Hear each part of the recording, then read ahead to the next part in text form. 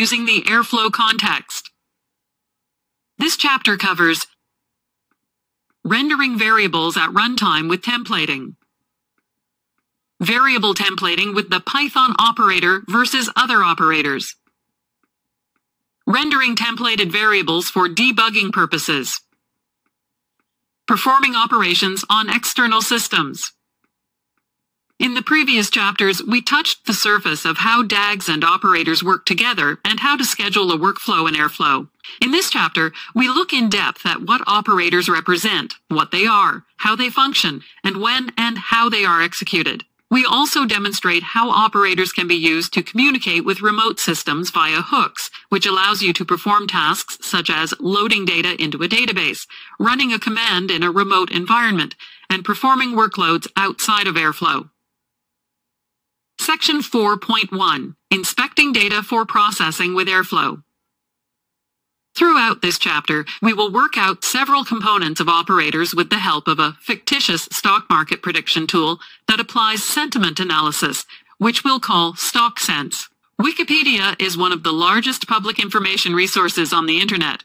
Besides the wiki pages, other items, such as page view counts, are also publicly available. For the purposes of this example, we will apply the axiom that an increase in a company's page views shows a positive sentiment, and the company's stock is likely to increase. On the other hand, a decrease in page views tells us a loss in interest, and the stock price is likely to decrease. Section 4.1.1. Determining how to load incremental data. The Wikimedia Foundation, the organization behind Wikipedia, provides all page views since 2015 in machine-readable format. The page views can be downloaded in gzip format and are aggregated per hour per page. Each hourly dump is approximately 50 megabytes in gzipped text files and is somewhere between 200 and 250 megabytes in size unzipped. Footnote 1. See this link. The structure and technical details of Wikipedia page views data is documented here, at this link and at this link. Whenever working with any sort of data, these are essential details. Any data, both small and big, can be complex, and it is important to have a technical plan of approach before building a pipeline. The solution is always dependent on what you or other users want to do with the data. So ask yourself and others questions such as, do we want to process the data again at some other time in the future? How do I receive the data? For example, frequency, size, format, source type. And what are we going to build with the data? After knowing the answers to such questions, we can address the technical details. Let's download one single hourly dump and inspect the data by hand. In order to develop a data pipeline, we must understand how to load it in an incremental fashion and how to work the data. Figure 4.1.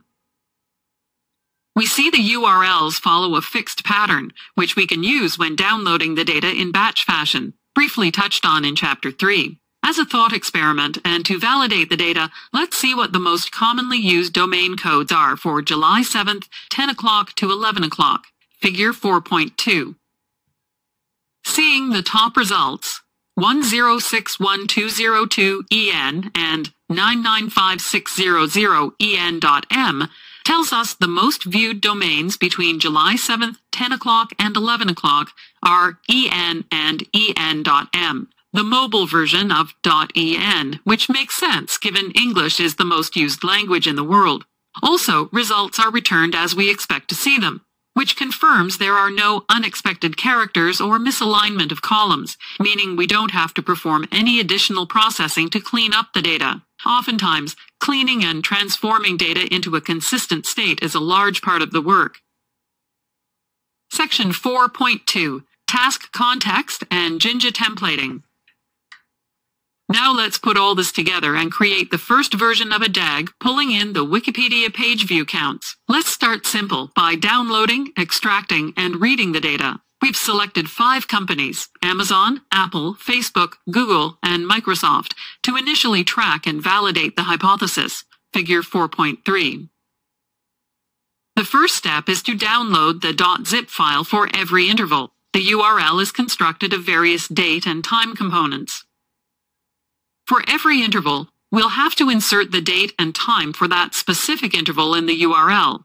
In Chapter 3, we briefly touched on scheduling and how to use the execution date in our code for it to execute one specific interval. Let's dive a bit deeper into how that works. There are many ways to download the page views. However, let's focus on the bash operator and Python operator.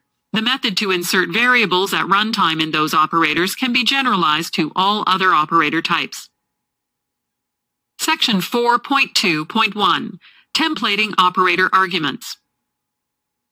To start, let's download the Wikipedia page views using the bash operator, which takes an argument, bash_command, to which we provide a bash command to execute. All components of the URL where we need to insert a variable at runtime start and end with double curly braces. As briefly touched on in Chapter 3, the execution_date is one of the variables that is magically available in the runtime of a task. The double curly braces denote a Jinja templated string. Jinja is a templating engine which replaces variables and/or expressions in a templated string at runtime. Templating is used when you, as a programmer, don't know the value of something at the time of writing, but do know the value of something at runtime. An example is when you have a form in which you can insert your name, and the code prints the inserted name, figure 4.4. The value of name is not known when programming because the user will enter their name in the form at runtime. What we do know is that the inserted value is assigned to a variable called name, and we can then provide a templated string, hello, name, to render and insert the value of name at runtime. In Airflow, you have a number of variables available at runtime from the task context. One of these variables is execution_date. Airflow uses the pendulum, see this link, library for date times, and execution_date is such a pendulum datetime object. It is a drop-in replacement for native Python datetime, so all methods that can be applied to Python can also be applied to Pendulum. Just like you can do datetime.now.year, you get the same result with pendulum.now.year. The Wikipedia page views URL requires 0 padded months, days, and hours. For example, 07 for hour 7. Within the Jinja templated string, we therefore apply string formatting for padding. Which arguments are templated? It is important to know not all operator arguments can be templates. Every operator can keep an allow list of attributes that can be made into templates. By default, they are not, so a string, name, will be interpreted as literally name and not templated by Jinja, unless included in the list of attributes that can be templated. This list is set by the attribute template_fields on every operator. You can check these attributes in the documentation here. Go to the operator of your choice and view the template_fields item. Note that the elements in template_fields are names of class attributes. Typically, the argument names provided to _init_ match the class attributes names. So everything listed in template_fields maps one-to-one to the _init_ arguments. However, technically, it's possible they don't, and it should be documented as to which class attribute an argument maps. Section 4.2.2. What is available for templating? Now that we understand which arguments of an operator can be templated, which variables do we have at our disposal for templating? We've seen execution_date used before in a number of examples, but more variables are available. With the help of the Python operator, we can print the full task context and inspect it. Running this task prints a dict of all available variables in the task context. All variables are captured in **quargs and passed to the print function. All these variables are available at runtime. Table 4.1 provides a description of all available task context variables. Section 4.2.3. Templating in Python operator. The Python operator is an exception to the templating shown in section 4.2.1. With the bash operator and all other operators in Airflow, you provide a string to the bash_command argument, or whatever the argument is named in other operators, which is automatically templated at runtime. The Python operator is an exception to this standard because it doesn't take arguments that can be templated with the runtime context, but instead a Python_callable argument in which the runtime context can be applied. Let's inspect the code downloading the Wikipedia page views as shown in listing 4.1 with the bash operator, but now implemented with the Python operator. Functionally, this results in the same behavior. Functions are first-class citizens in Python, and we provide a callable, a function is a callable object, to the Python_callable argument of the Python operator. On execution, the Python operator executes the provided callable, which could be any function. Since it is a function and not a string as with all other operators, the code within the function cannot be automatically templated. Instead, the task context variables can be provided and used in the given function, as shown in Figure 4.5.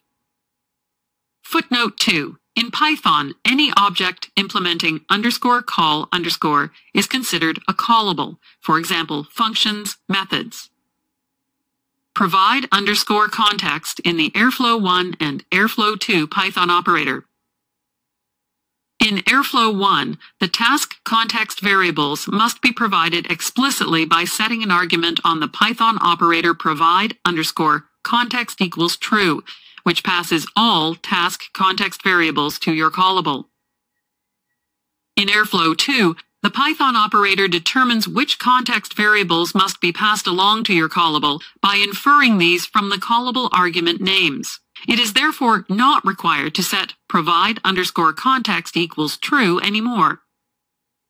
To remain backward compatible, the provide _context argument is still supported in Airflow 2. However, you can safely remove it when running on Airflow 2. Python allows capturing keyword arguments in a function. This has various use cases, mainly for if you don't know the keyword arguments supplied up front and to avoid having to explicitly write out all expected keyword argument names. To indicate to your future self and to other readers of your Airflow code about your intentions of capturing the Airflow task context variables in the keyword arguments, a good practice is to name this argument appropriately. For example, context. The context variable is a dict of all context variables, which allows us to give our task different behavior for the interval it runs in, for example, to print the start and end date time of the current interval. Now that we've seen a few basic examples, let's dissect the Python operator downloading the hourly Wikipedia page views as seen in listing 4.5, Figure 4.6. The _get_data function called by the Python operator takes one argument, **context. As we've seen before, we could accept all keyword arguments in a single argument named **quargs. The double asterisk indicates all keyword arguments, and quargs is the actual variable's name. For indicating we expect task context variables, we could rename it to **context. There is yet another way in Python to accept keywords arguments, though. What happens under the hood is that the _get_data function is called with all context variables as keyword arguments. Python will then check if any of the given arguments is expected in the function signature, Figure 4.7. The first argument, conf, is checked and not found in the signature, expected arguments, of _get_data, and thus added to *context. This is repeated for DAG and DAG_run, since both arguments are not in the function's expected arguments. Next is execution_date, which we expect to receive, and thus its value is passed to the execution_date argument in _get_data, Figure 4.8. The end result with this example is that a keyword with the name execution_date is passed along to the execution_date argument, and all other variables are passed along to *context, since they are not explicitly expected in the function signature, Figure 4.9. Now we can directly use the execution_date variable instead of having to extract it from *context with context *execution_date*. In addition, your code will be more self-explanatory, and tools such as linters and type hinting will benefit by explicit argument definition. Section 4.2.4, Providing Variables to the Python Operator. Now that we've seen how the task context works in operators and how Python deals with keywords arguments, imagine we want to download data from more than one data source. The _get_data function could be duplicated and slightly altered to support a second data source. The Python operator, however, also supports supplying additional arguments to the callable function. For example, say we start by making the output_path configurable, so that, depending on the task, we can configure the output_path instead of having to duplicate the entire function just to change the output path. Figure 4.10.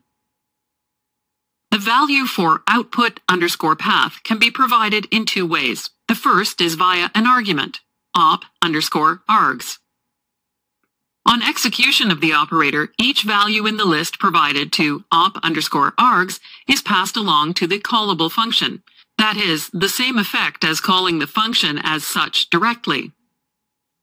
Since output_path in figure 4.10 is the first argument in the _get_data function, the value of it will be set to /tmp/wikipageviews.gz when run. We call these non-keyword arguments. A second approach is to use the op_quargs argument, shown in the following listing. Similar to op_args, all values in op_quargs are passed along to the callable function, but this time as keyword arguments. The equivalent call to _get_data would be. Note that these values can contain strings and thus can be templated. That means we could avoid extracting the datetime components inside the callable function itself, and instead pass templated strings to our callable function. Section 4.2.5, Inspecting Templated Arguments. A useful tool to debug issues with templated arguments is the Airflow UI. You can inspect the templated argument values after running a task by selecting it in either the graph or tree view and clicking the Rendered Template button, figure 4.11. The rendered template view displays all attributes of the given operator that are renderable and their values. This view is visible per task instance. Consequently, a task must be scheduled by Airflow before being able to inspect the rendered attributes for the given task instance. That is, you have to wait for Airflow to schedule the next task instance. During development, this can be impractical. The Airflow command line interface, CLI, allows us to render templated values for any given date time. The CLI provides us with exactly the same information as shown in the Airflow UI, without having to run a task, which makes it easier to inspect the result. The command to render templates using the CLI is. You can enter any date time, and the Airflow CLI will render all templated attributes as if the task would run for the desired date time. Using the CLI does not register anything in the metastore, and is thus a more lightweight and flexible action.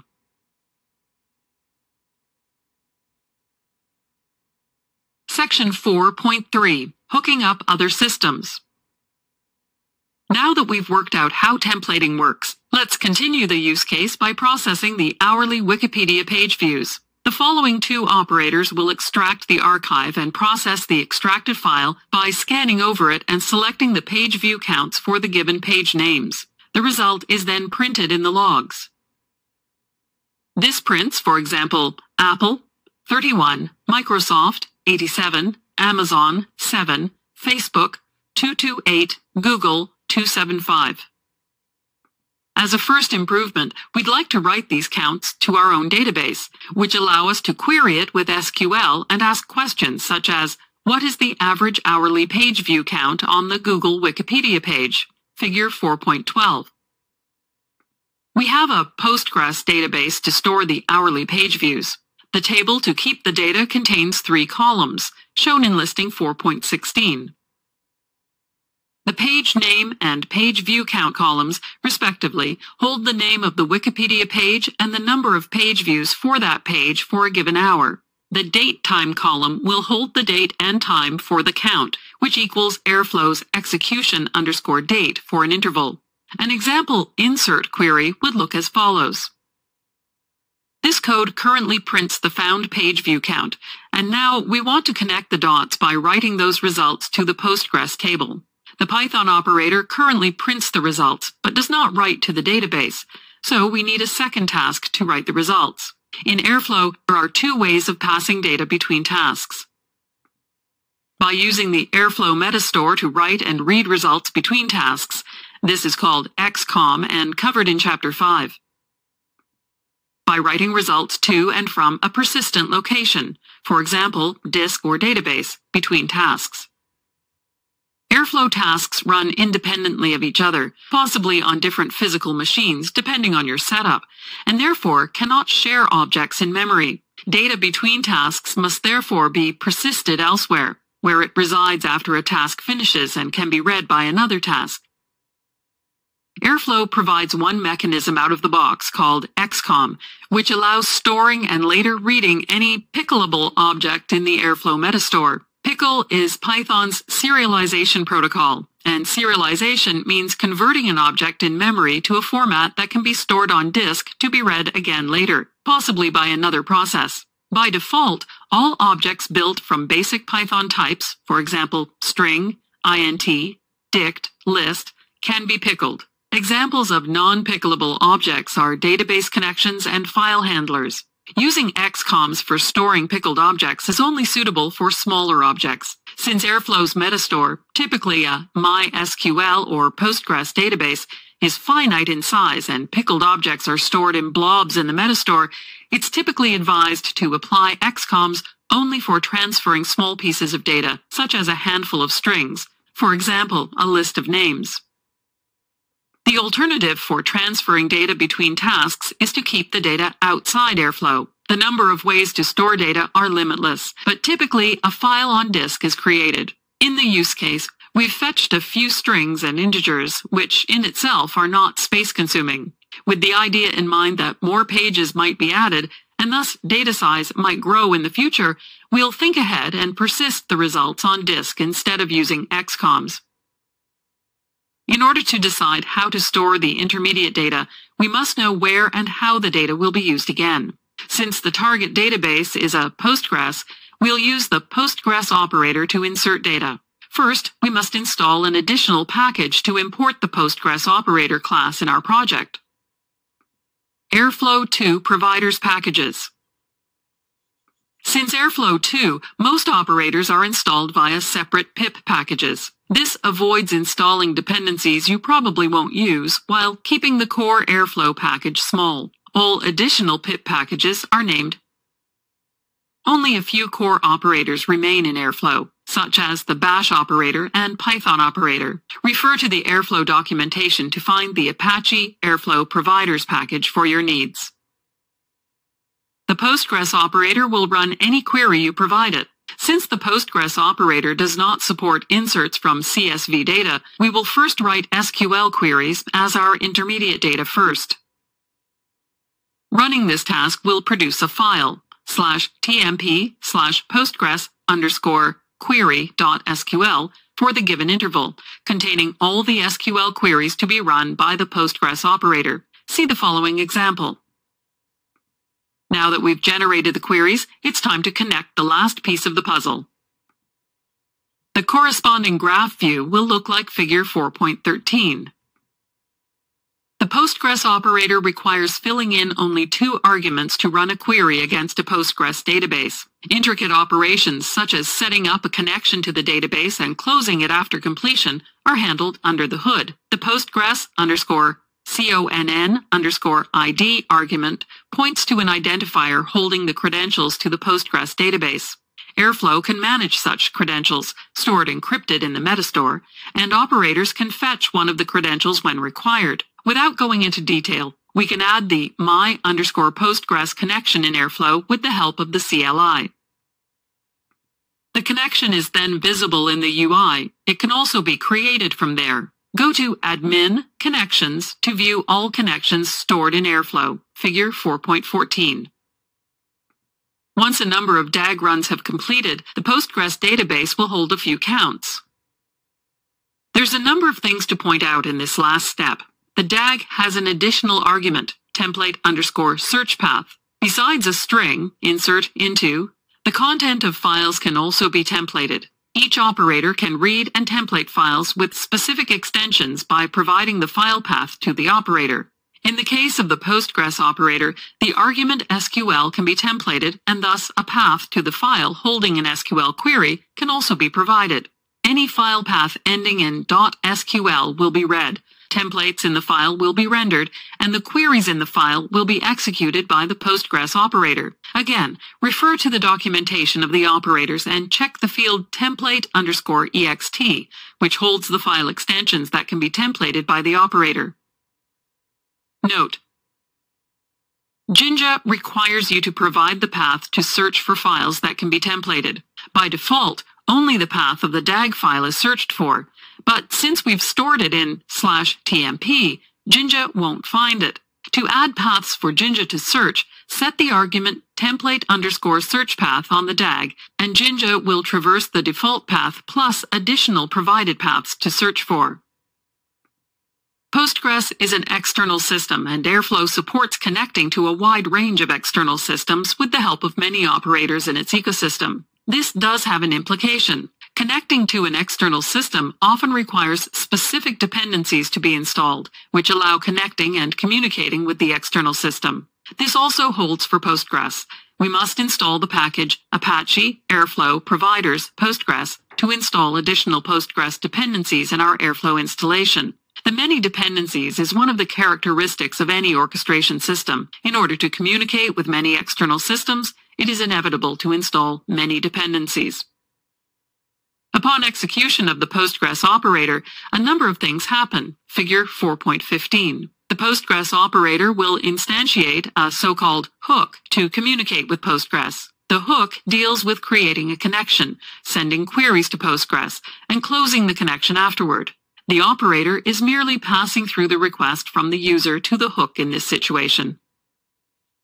Note: an operator determines what has to be done. A hook determines how to do something. When building pipelines like these, you will only deal with operators and have no notion of any hooks, because hooks are used internally in operators. After a number of DAG runs, the Postgres database will contain a few records extracted from the Wikipedia page views. Once an hour, Airflow now automatically downloads the new hourly page views dataset, unzips it, extracts the desired counts, and writes these to the Postgres database. We can now ask questions, such as, at which hour is each page most popular? This listing gives us the most popular time to view given pages is between 1600 and 2100, shown in Table 4.2. With this query, we have now completed the envisioned Wikipedia workflow, which performs a full cycle of downloading the hourly page view data, processing the data, and writing results to a Postgres database for future analysis. Airflow is responsible for orchestrating the correct time and order of starting tasks. With the help of the task runtime context and templating, code is executed for a given interval, using the date-time values that come with that interval. If all is set up correctly, the workflow can now run until infinity. Summary: some arguments of operators can be templated. Templating happens at runtime. Templating the Python operator works different from other operators. Variables are passed to the provided callable. The result of templated arguments can be checked with Airflow tasks render. Operators can communicate with other systems via hooks. Operators describe what to do. Hooks determine how to do work. Chapter 5. Defining